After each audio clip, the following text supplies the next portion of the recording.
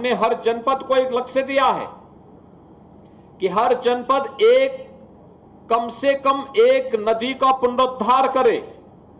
जो नदियां पहले हमारे इस राष्ट्र रूपी शरीर की धमनियां जैसी थी,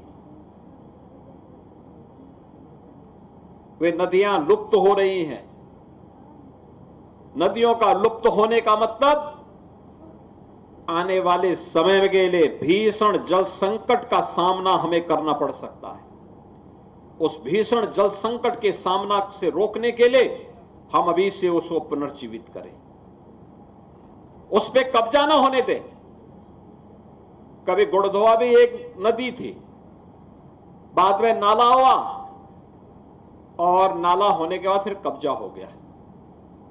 इस समय फिर से जीवित हो रहा है। अगर हम दोनों ओर ऐसी पुनर्जीवित हो रही नदियों को दोनों ओर व्यापक पैमाने पे वृक्षारोपण कर लें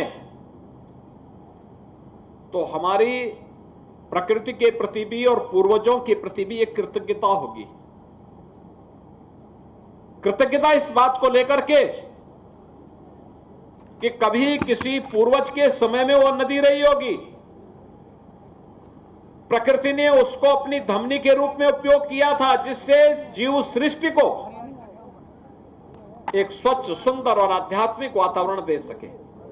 हमने अपने स्वार्थ के लिए उसको पाड़ दिया, नदी को नाला बना दिया। नाला बनाने के बाद फिर उसके ऊपर कोई कॉलोनी काट दी। परिणाम क्या हुआ? आने वाली पीढ़ी के भविष्य के साथ हम खिलवाड़ करने लग गए।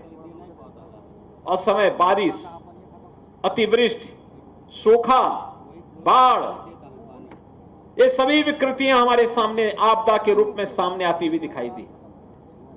अगर इन सभी भयावह स्थितियों से बचना है तो हमें फिर से प्रकृति की शरण में जाना होगा और नदियों को पुनर्जीवित करना होगा। जल संकट से बचाने के लिए नदियों को पुनर्जीवित करना और नदियों को पुनर्जीवित करने के लिए व्यापक पैमाने पर वृक्षारोपण के इस महाअभियान के साथ जुड़ना। एक पेड़ मां के नाम इसी श्रृंखला का हिस्सा है। प्रधानमंत्री जी ने उसको एक भावनात्मक पुट दे करके प्रत्येक भारतवासी को इस अभियान के साथ जोड़ने के एक पवित्र भाव उन्हें दिया है।